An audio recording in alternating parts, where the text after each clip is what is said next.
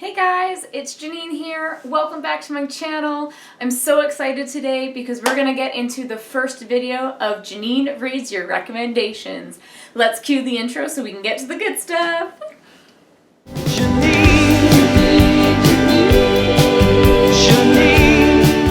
Okay, hi, hello guys. I am so excited to be doing this first Read Your Recommendations installment.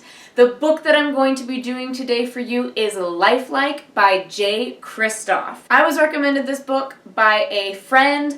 I was not sure how this is going to go, so the setup, because this is the first Read Your Recs, is definitely going to be a trial.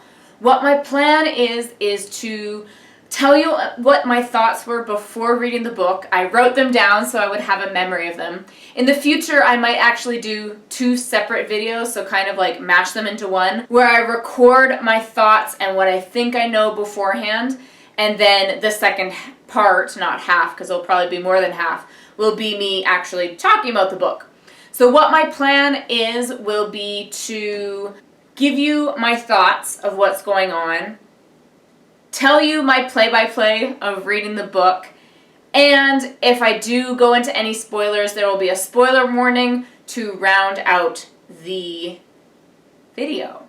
So, thank you for being here. Thank you for sticking with me through what is definitely going to be a trial period. Now let's get to Jay Kristoff's Lifelike. So, what do I know about Lifelike?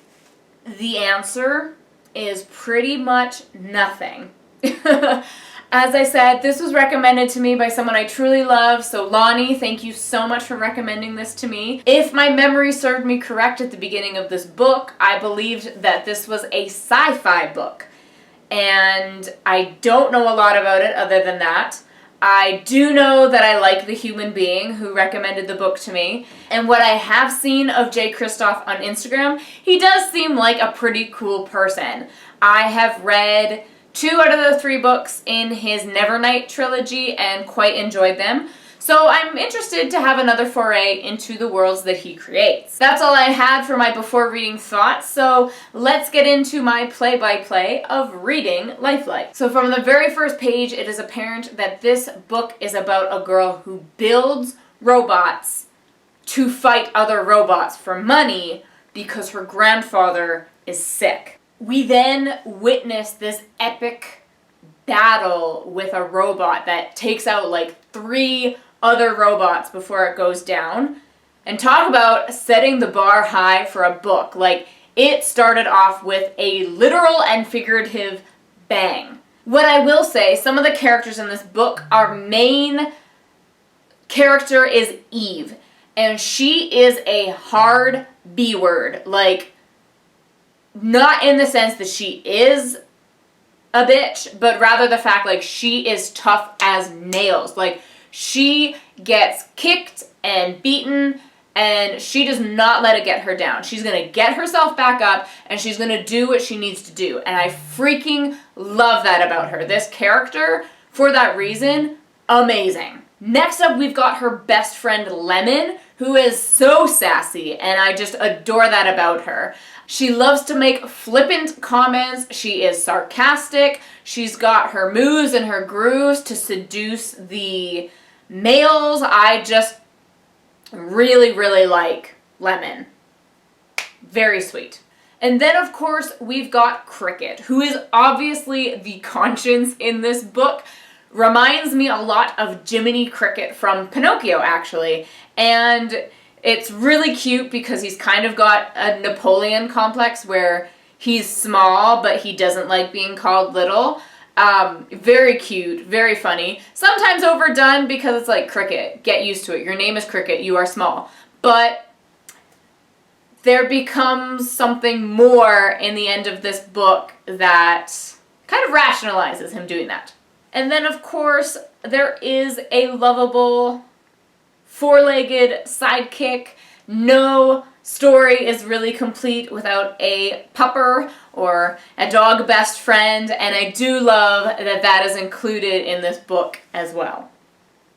So how this book is set up is it's set up with kind of the present tense and a past tense, and it kind of flips between.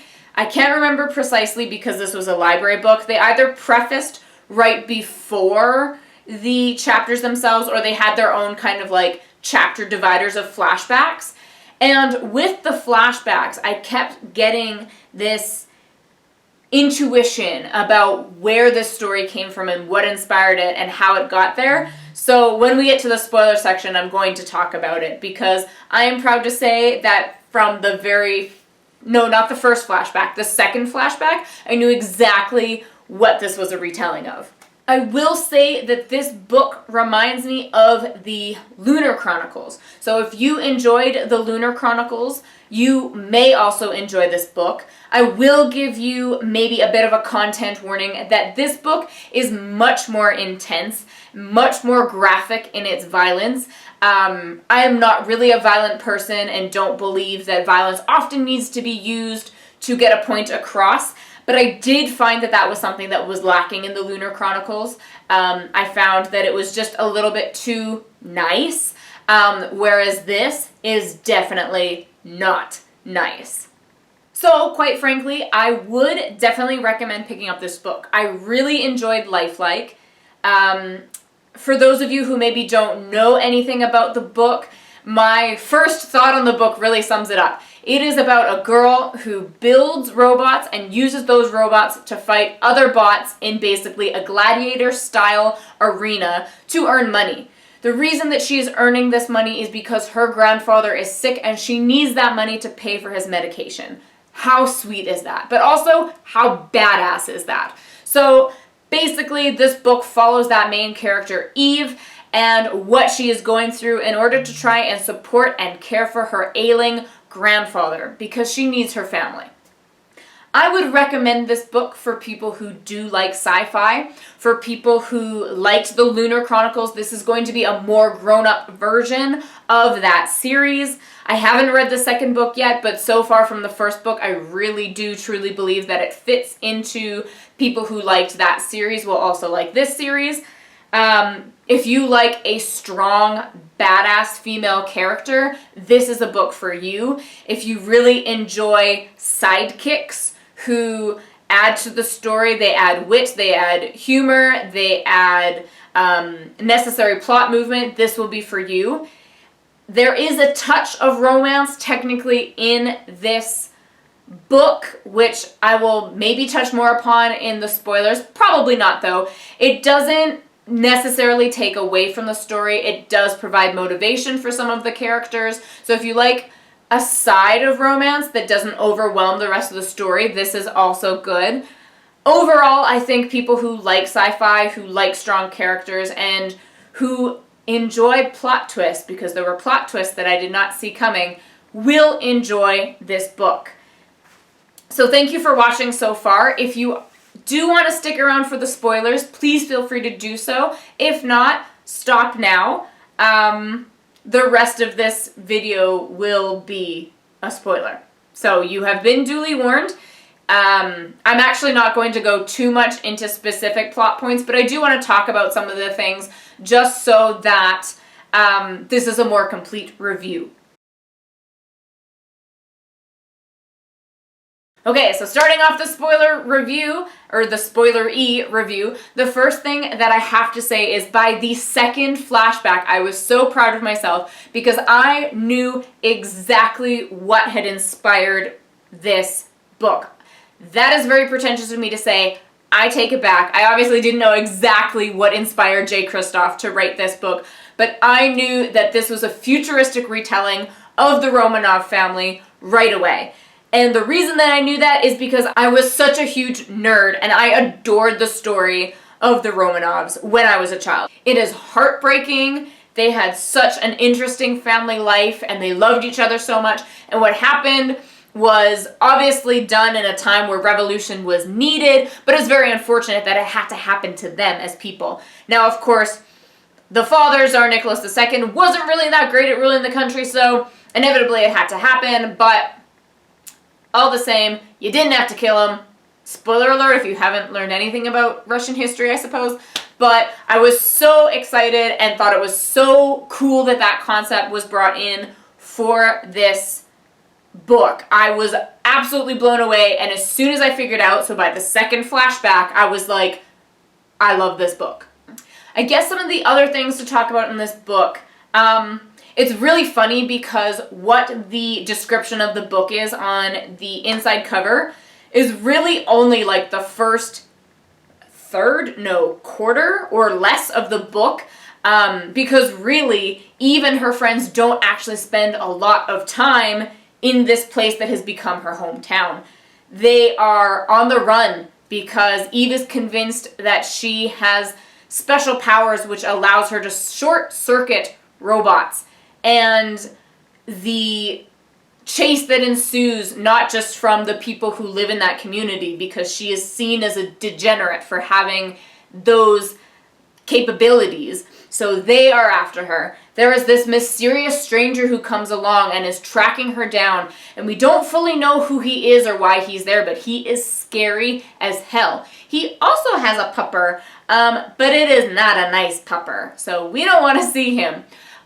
They take off in their house, which is a spaceship. Like, well done, Grandpa. I did not see that coming at all. That was really cool. It was very unfortunate that obviously it crashed into the water, but getting to learn a little bit more about the sea life and how life has evolved because of what the corporations were doing at the time that led to kind of the demise of the world, it was nice to see it in that way. It was also extremely sad, but it was also kind of nice because you can see the tie-ins in history with the communism that eventually came into Russia and how that is incorporated in the animal world. So actually in this animal that they find themselves in, it's a super good parallel to communism in general.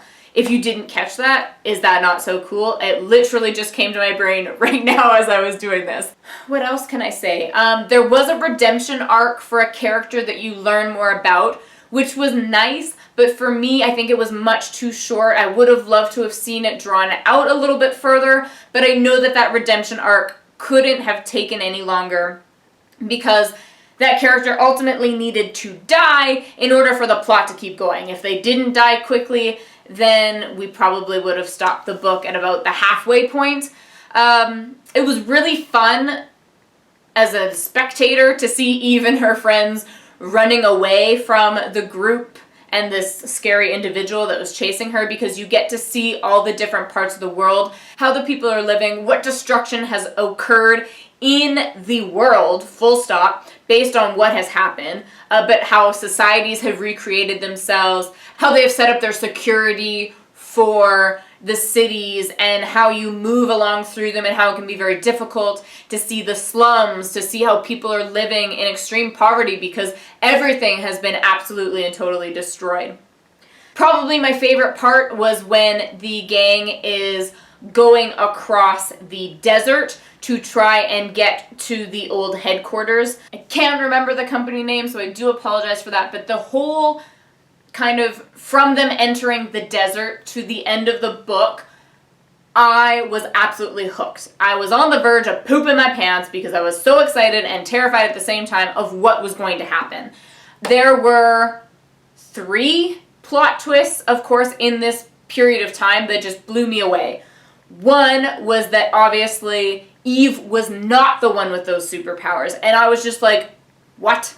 What? Of course, it made perfect sense as soon as the person was revealed who actually did have those powers and it not be Eve, but still, all the same, I did not see that coming out of nowhere. It's very common in YA books, especially in fantasy, to see the hero or the heroine struggle a few times with their abilities and not be able to get them perfect until, obviously, mass hysteria or danger causes them to kind of fully form. So it was nice to see that build up, but to have it be diverted somewhere else was actually very inventive and ingenious. So thank you, Jay Kristoff, for that twist. I really, really liked it. Next was the poor doggo. We all thought Doggo was disabled, and he comes out and is able to blow the bad guy to smithereens.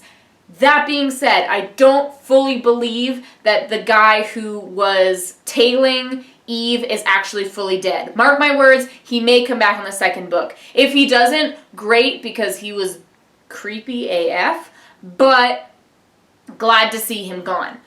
The third and final twist, obviously, that came at the end of the book is who Eve really is.